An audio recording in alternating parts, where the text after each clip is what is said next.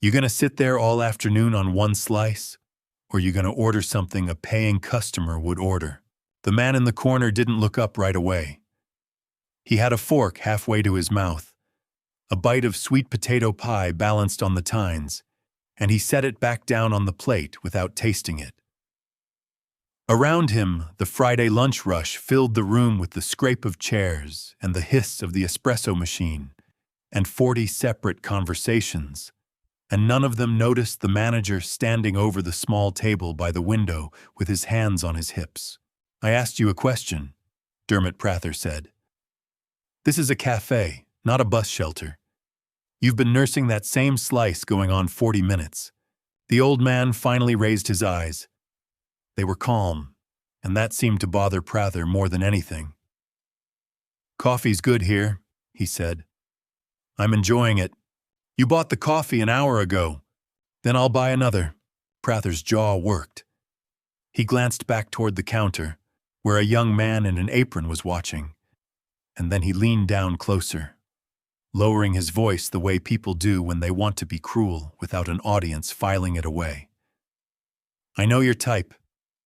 You come in, you take a table for 4, you spend $2, and you sit here where paying people want to sit. We're a business. Order or go." The old man picked up his fork again. He cut a piece of pie, lifted it, and put it in his mouth.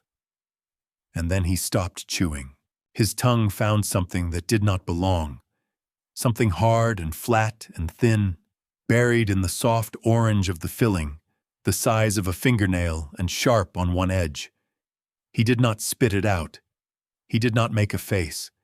He worked it forward, closed his fingers over his mouth as if to wipe it, and drew the thing out of his mouth into a paper napkin, and folded the napkin shut around it, and set it in the pocket of his coat. What did the sliver in the pie have to do with a woman who had been fired 6 days ago? And why would a man who owned the name over the door choose to sit and be humiliated rather than say so? His name was Silas Tremaine, and he was 63 years old. And he had spent 40 years building the belief that if you made something with your own hands and put your name on it, that name would protect the people who worked under it. He had believed it the way a man believes the floor will be there in the morning. He was about to learn that the floor is only as sound as the last person you trusted to check it. And he had not checked in a long time. He had built this from a single storefront. One oven, one recipe from his mother, a room with 6 tables where he learned people's orders by heart. Now there were 19 locations across 3 states, and this was the newest, 6 weeks open, in a shopping district that had been warehouses when he was young, and was glass and brick and money now. He had come to look at it the way he always looked at a new location before he let himself feel proud of it. Not through the numbers on a screen in the office, through the door, in an old coat, at a corner table the way a customer sees it. That was the only way he had ever trusted. He had planned to stay an hour. He would stay much longer than that. He sipped his coffee and watched Dermot Prather walk away, satisfied, back toward the register. And he watched the young man at the counter watch the manager go, and he saw in that young man's face something a customer would not have caught. Not fear exactly. The particular tiredness of a person who has learned to make himself small and does it without thinking now. Silas took a slow breath and settled deeper into the chair. And he began, quietly, to pay attention to everything. The café was beautiful. He gave it that. Someone had chosen the tile and the light fixtures with care, and the pastry case near the register was full and bright, pies and tarts, and the tall coconut cake his mother's recipe had become. A line of customers moved through it steadily. The staff worked hard. He counted 3 people on the floor, and 2 he could see through the pass to the kitchen, and they moved like people who were understaffed and covering for it, which in his experience meant somebody was skimming the labor budget somewhere and pocketing the difference between what the schedule allowed and what actually got worked. He noticed the young man at the counter had a name tag, Odell.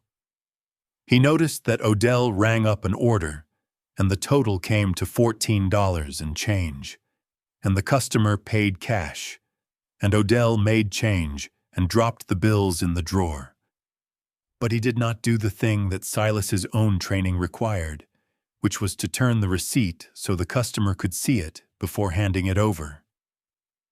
It was a small thing. It was the kind of small thing that, in Silas's 40 years, had never once been small.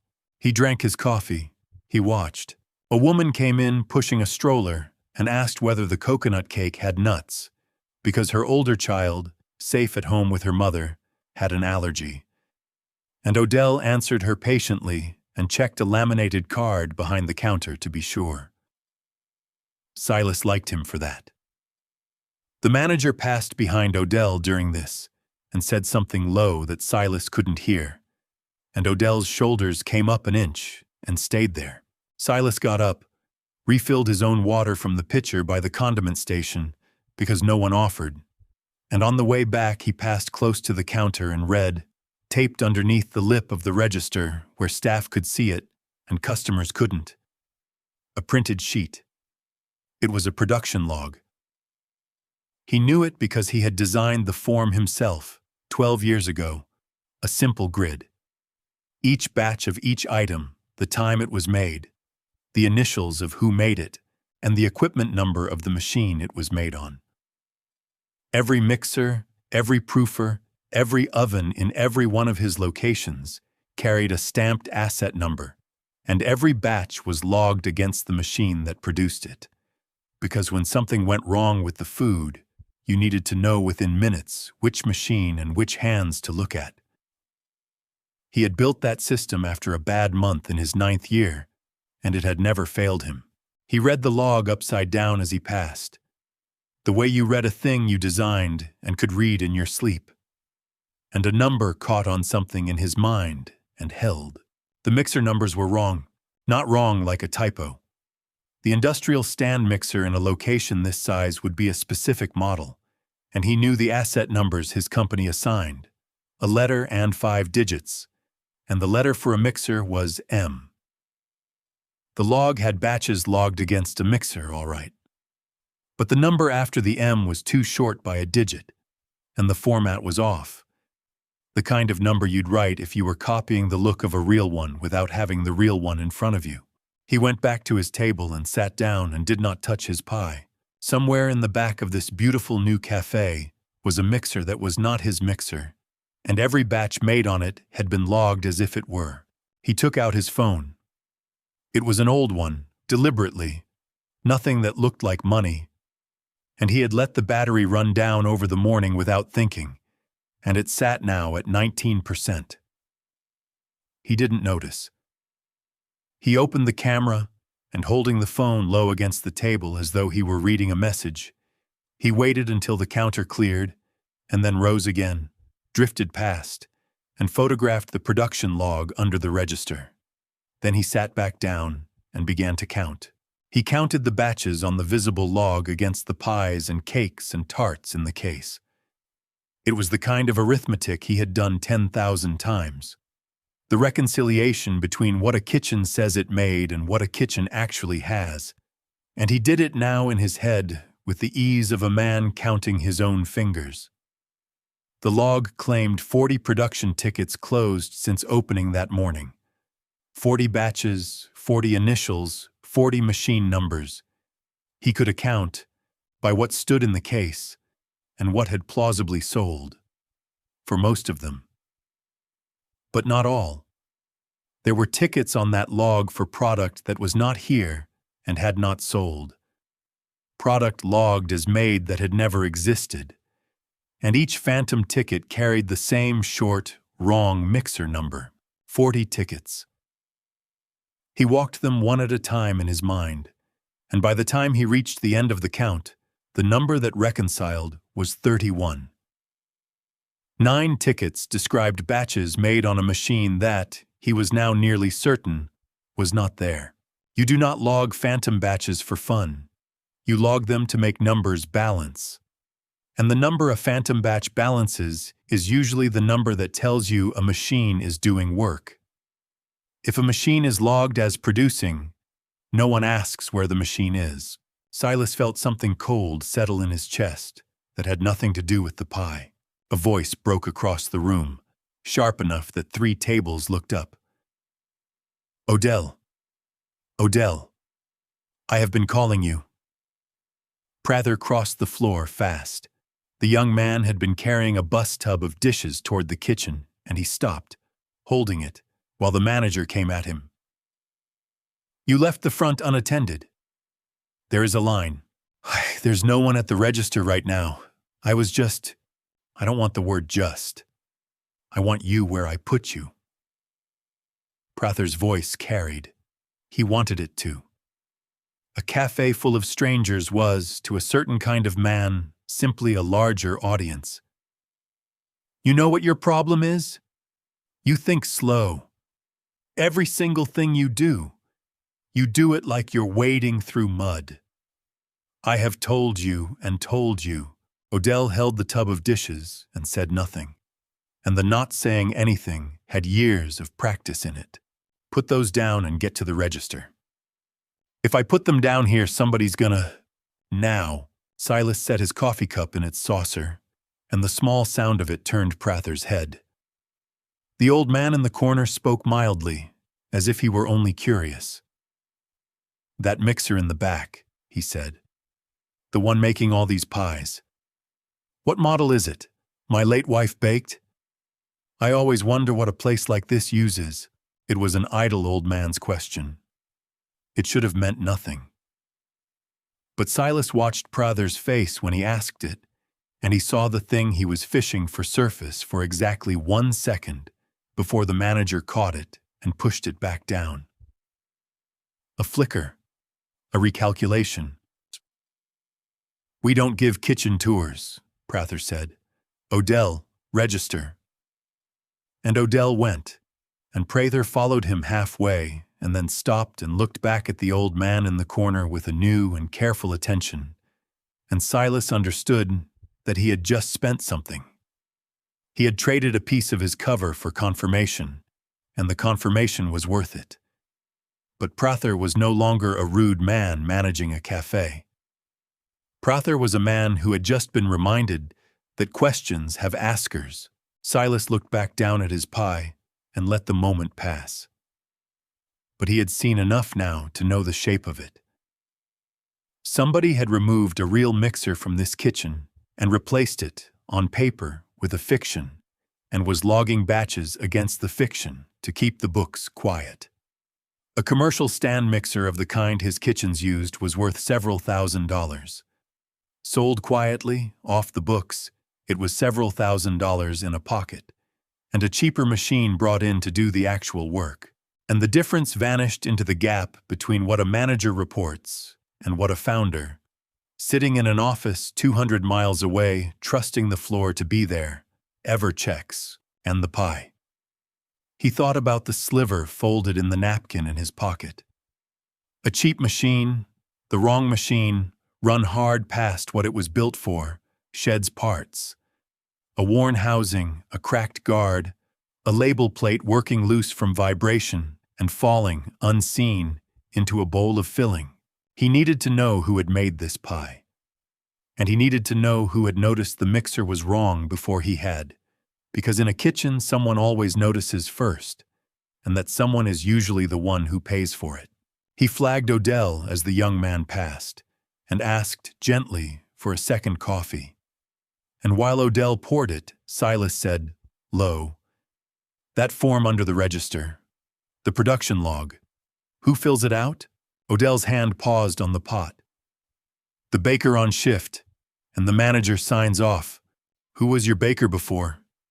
"You've got a new one, I'd guess. The handwriting on that log changes about a week back." Now Odell looked at him. Really looked.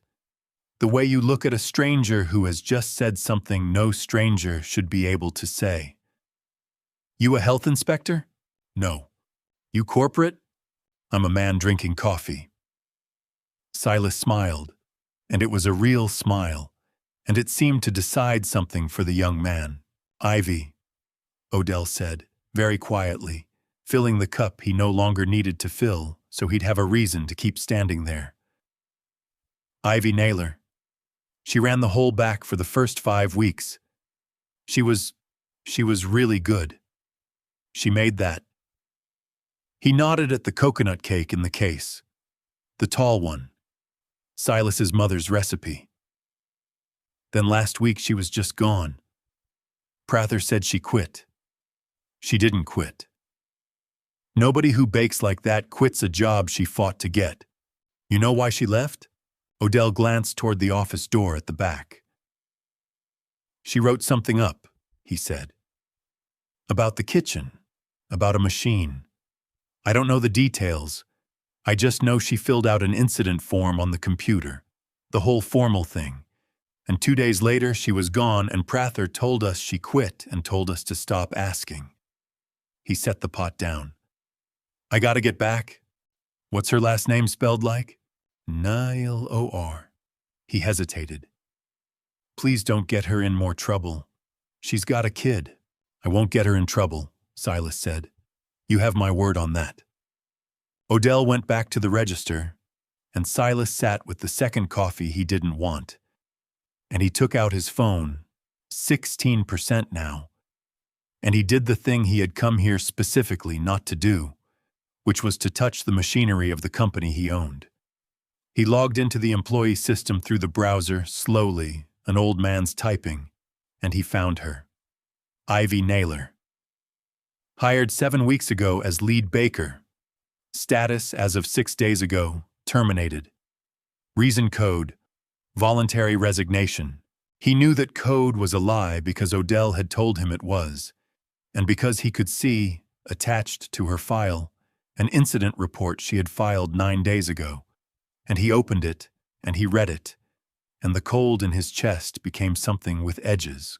She had reported that the primary stand mixer, asset number M and 5 digits, the real number, the correct format, had been removed from the kitchen without a work order, and that a replacement machine of a different and lighter make had appeared in its place, unlabeled and uncertified, and that she did not feel the replacement was safe for the volumes they were running, and that she was documenting it because she had been told verbally to stop asking about it, and she wanted a record that she had raised it.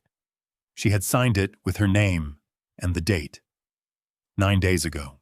2 days after she filed it, she was gone, coded as a quitter. Silas set the phone face down on the table. His hands were very still. Not trembling. He had never been a man whose hands trembled. They were the stillest part of him. The way they went still over a bad batch or a hard loss. The stillness of a man doing arithmetic he did not want the answer to. She had seen it. She had done everything right.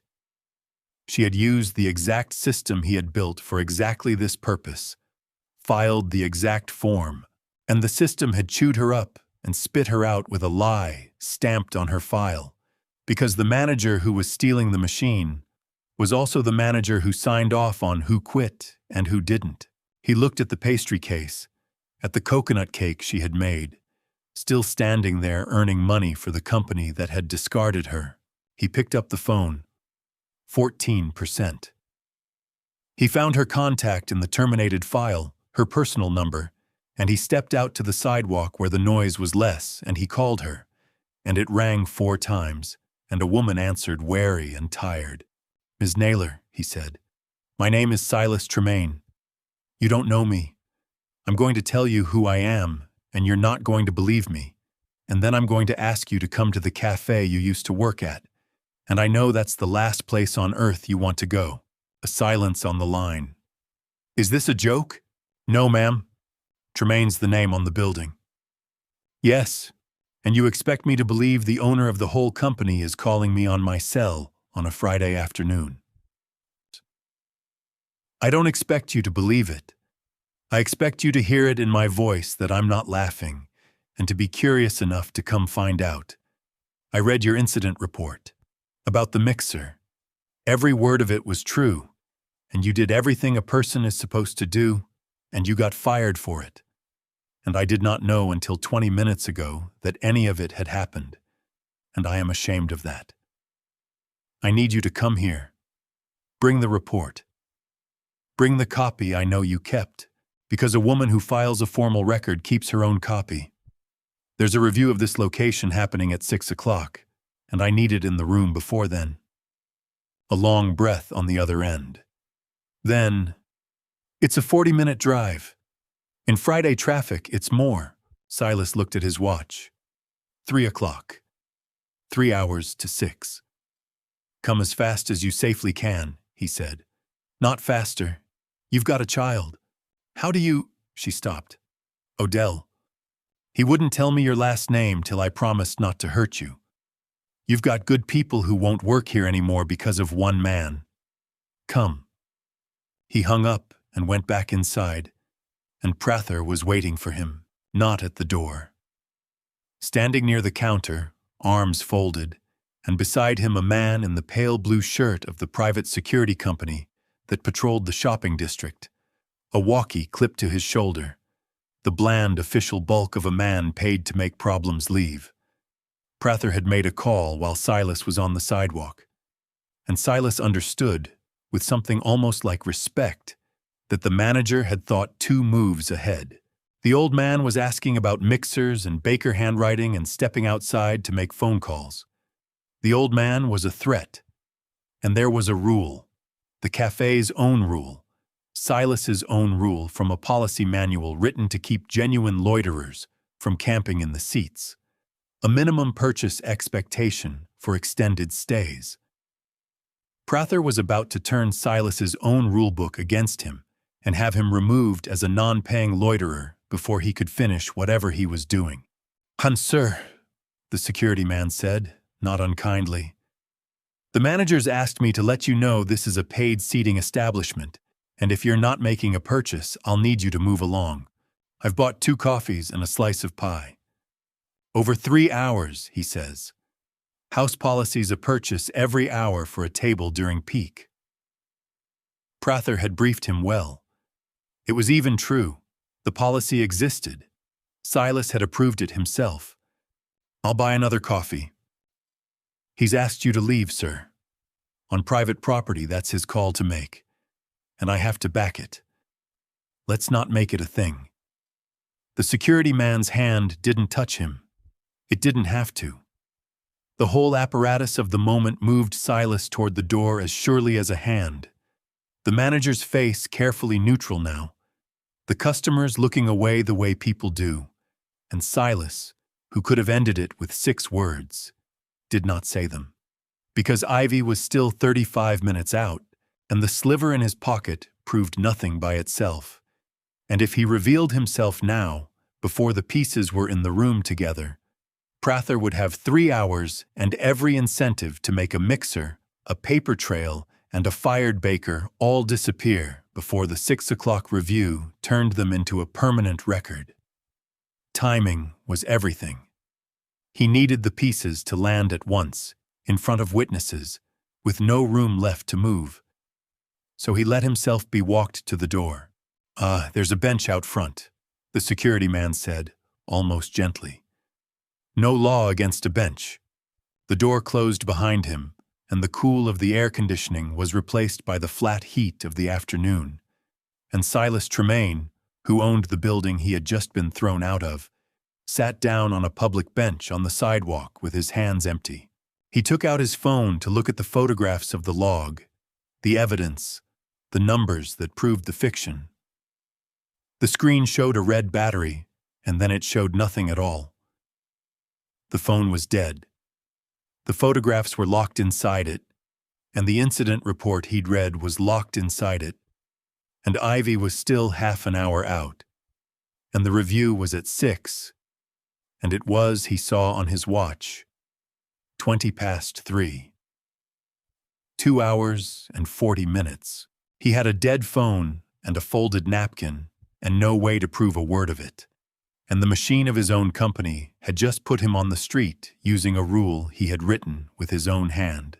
He sat in it. He was too old and had lost too many things to pretend a setback was anything but what it was, and he let himself feel the full weight of it, the particular helplessness of a man made small by a system he had built to keep people safe.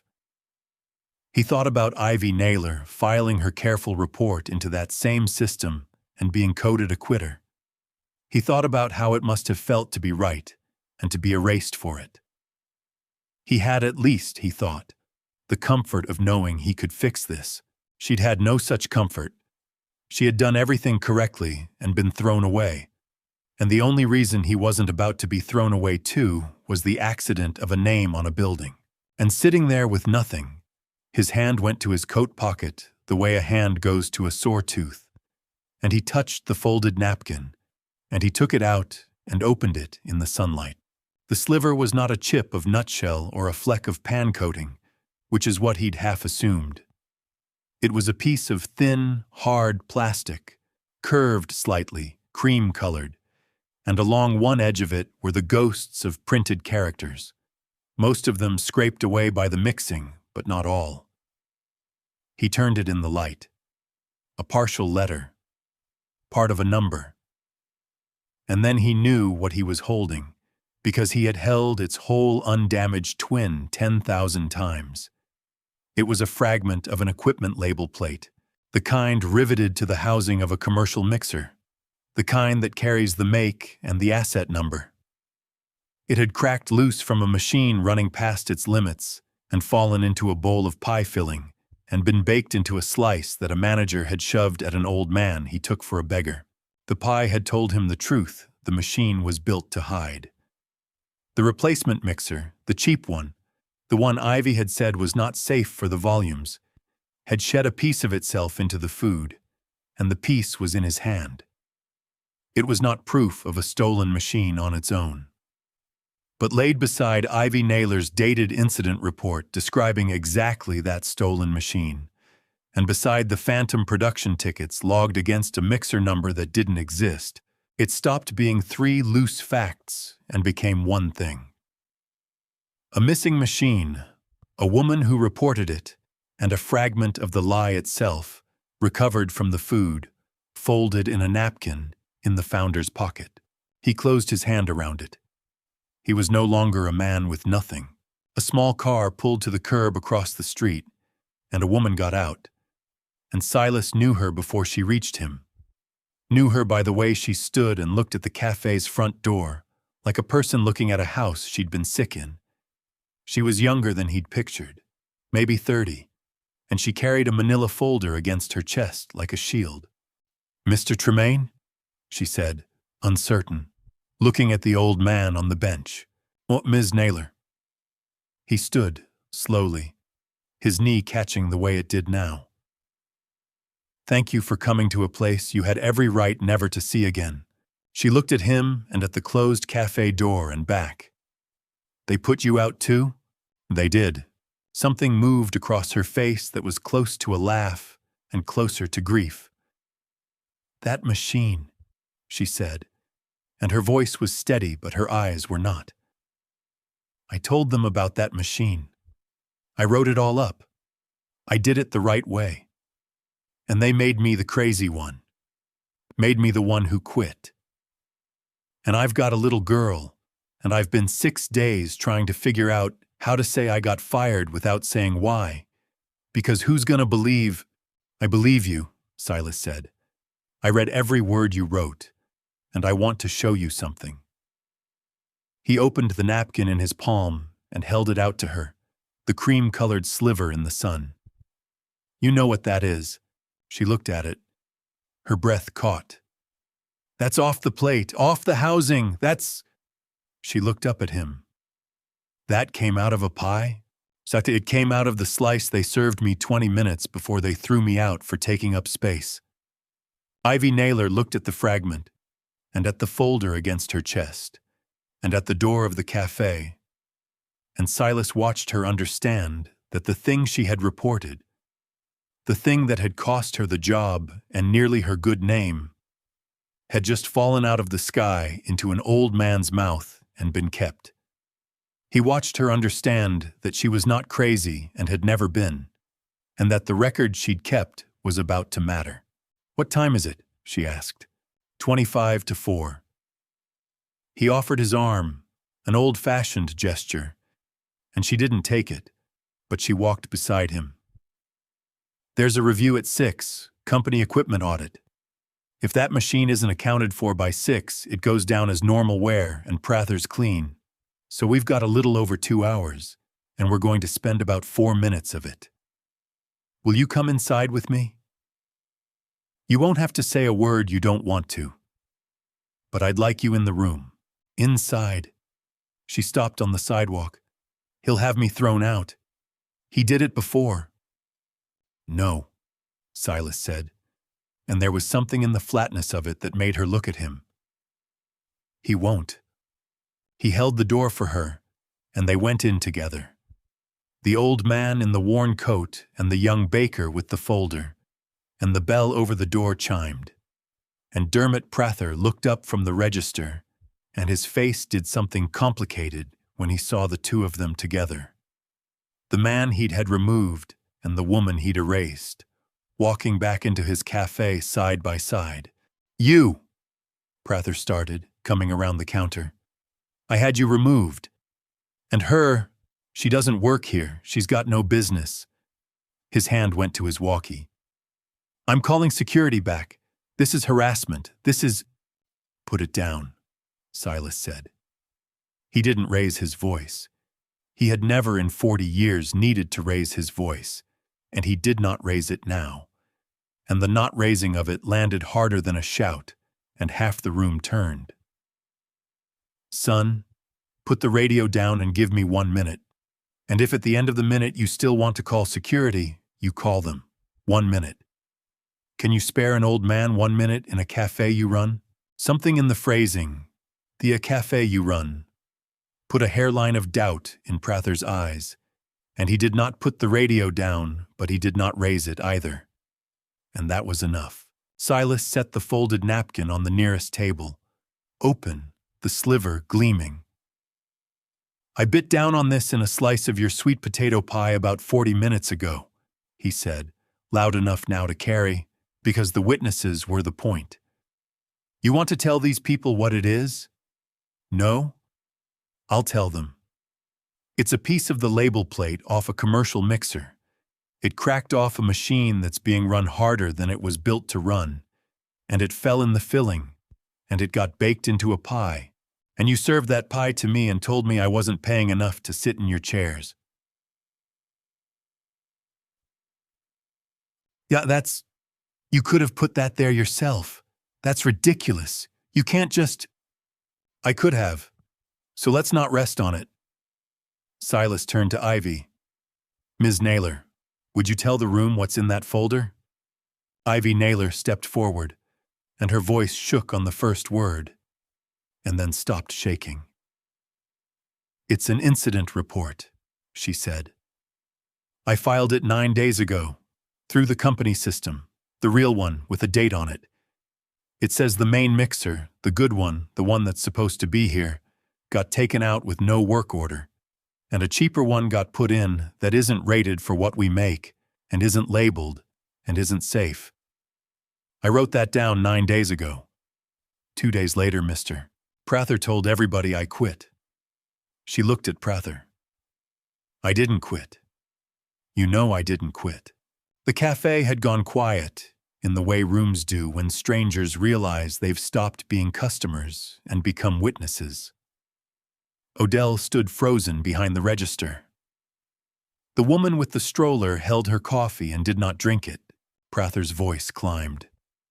"This is a disgruntled ex-employee and some man off the street with a piece of trash and a napkin, and I don't know who you think you are, old-timer.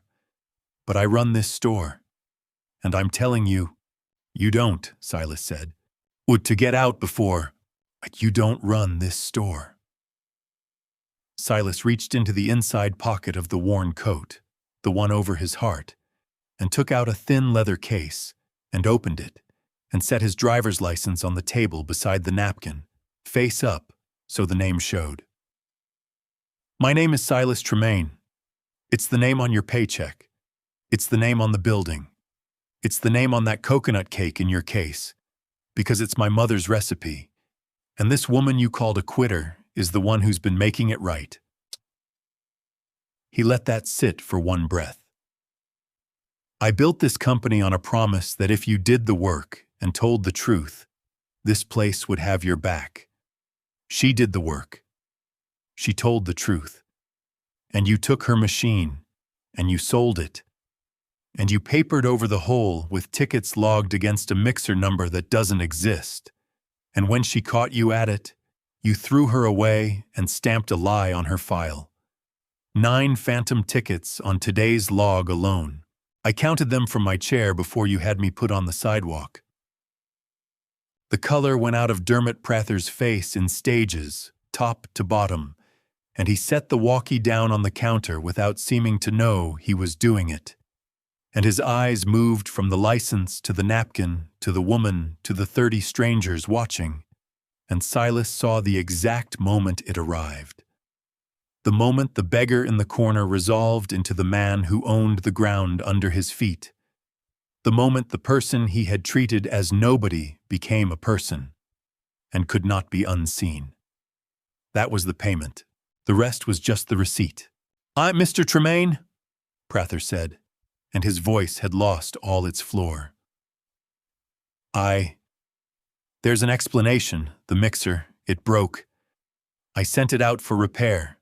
The paperwork's just, there's a company equipment audit at 6 o'clock. 2 hours. Silas looked at his watch. 10 minutes ago, it was 2 hours and 10. It's shrinking, son, and it's shrinking toward you. When that audit opens the asset file, is it going to find a mixer out for repair with a work order and a vendor and a date? Or is it going to find a machine that was sold and a cheaper one bought with the difference kept, and 9 days of pies logged against a number you made up? He waited. "You don't have to answer me. You'll answer them." Prather didn't answer. That was the answer. "You're relieved," Silas said. "Effective now.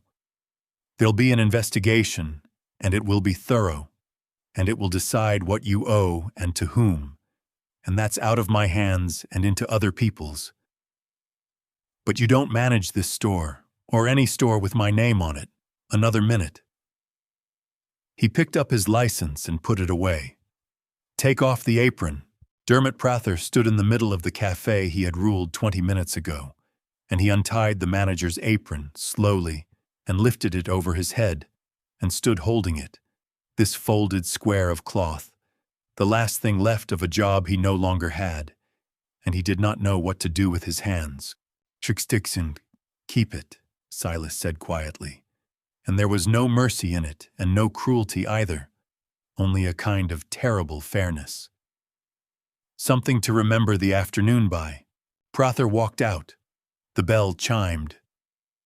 Nobody said anything for a moment, and then the woman with the stroller began quietly to applaud, and stopped, embarrassed, and Odell exhaled like a man who'd been underwater. Silas turned to Ivy Naylor, who was standing very still with the folder still against her chest, and tears standing in her eyes and not falling. "Ms. Naylor," he said, "I owe you 6 days of wages you never should have lost, and I'll see they're paid by Monday with interest I'll calculate to be embarrassing. I owe you a correction on your file, and it'll read the truth, that you reported a theft and were retaliated against, and that correction goes in tonight, before the audit, in my own words." He paused. "And I've got a kitchen with no one running it. I built this company hiring people who tell me things I don't want to hear. You told the system the truth when the truth got you fired. I'd like you to run this back as head baker at head baker's pay, and I'd like your name up on the recipe board in that kitchen, because that's where the people who make this food right have always had their names, and yours has been missing from it too long." Ivy Naylor looked at him, and the tears fell now, and she wiped them with the back of her hand and laughed at herself for it. "My little girl's at my mother's," she said. I told her I'd figure it out. I didn't know how I was going to figure it out. You figured it out 9 days ago, Silas said. It just took the rest of us this long to catch up. 6 o'clock came, and the company's equipment audit opened the asset file, and everything Silas had counted from a corner chair was there in cold columns. The missing mixer, the cheaper replacement bought for less than half of what the missing one had been worth new, the difference never accounted for, and the vendor Prother had claimed for the repair, called by the auditor at 6:15, had never heard the man's name. The investigation ran 14 weeks. It found the sold machine, resold twice more, and the buyer who'd paid Prather cash in a parking lot. And it found that the skimming had not started with the mixer. That the understaffing Silas had smelled on the floor was labor budgeted and never worked and pocketed week after week since the location opened. The dollar figure, when it was finished, was not enormous as thefts go. It was enormous as betrayals go. Dermot Prather was prosecuted for the theft of the equipment and the wage fraud, and he took a plea, and the terms were proportionate to what he'd done, which was steal a machine and steal some hours and ruin one honest woman's month, no more and no less. And Silas Tremaine watched the proportion held carefully, because he had seen too many stories where the punishment grew until the guilty man became pitiable and the audience started to feel sorry for him. And he wanted no one ever to feel sorry for Dermot Prather. So Prather kept his freedom, on terms, and kept the folded apron, and kept his name, and the name was the sentence. Because it turned out that in that shopping district, everyone eventually heard what he'd done. And a man has to buy coffee somewhere. Ivy Naylor ran the kitchen. Her name went up on the recipe board in careful marker the same week, over the coconut cake in particular, and stayed. Within a year, she'd trained 2 other bakers and was consulted on the recipe standards for all 19 locations. And she brought her daughter in on slow Sunday mornings and let her press the cookie cutters into the dough. The child safe and laughing in the warm back room. And Silas, when he heard about that, thought it was the best return on any investment he'd ever made. Odell was promoted to shift lead and stopped making himself small, and the tiredness went out of his shoulders over a few months and did not come back. The security man from the pale blue shirt, who had only been doing his job, got a note and a gift card and an apology he hadn't expected and didn't think he was owed. The woman with the stroller became a regular and told the story at dinner parties, and in her telling the old man's coat got worse and the pie got worse and the moment got better, which is how stories should age, and Silas Tremaine kept doing the only thing he had ever trusted. On a Saturday morning, some weeks later, he came in through the front door in the old coat and sat at the corner table by the window, and Odell, who now knew exactly who he was and had been sworn to say nothing, brought him a coffee and a slice of sweet potato pie without being asked, and stood by while the old man cut a piece and lifted it and put it in his mouth. This time there was nothing in it but pie. Silas closed his eyes and chewed and swallowed, and cut another piece, and ate the whole slice slowly, all the way to the last bite. The way he had meant to that first Friday before a man decided a tired old face was a thing you could throw away. Have you ever done everything right, told the truth through the proper channels, and been made the problem for it? Sat in a room and watched the person who spoke up become the one who got erased, while the one who should have paid kept their chair. And here's the harder one. When you had the power to speak and the risk was only yours to carry, did you use it, or did you look away like the rest of the room? I'd love to hear about a time you told the truth when it cost you something, or a time you wish you had. Leave it in the comments below. If this story sat with you, take a second to subscribe, hit like, and share it with someone who needs to know that being right is worth something even when it costs you first.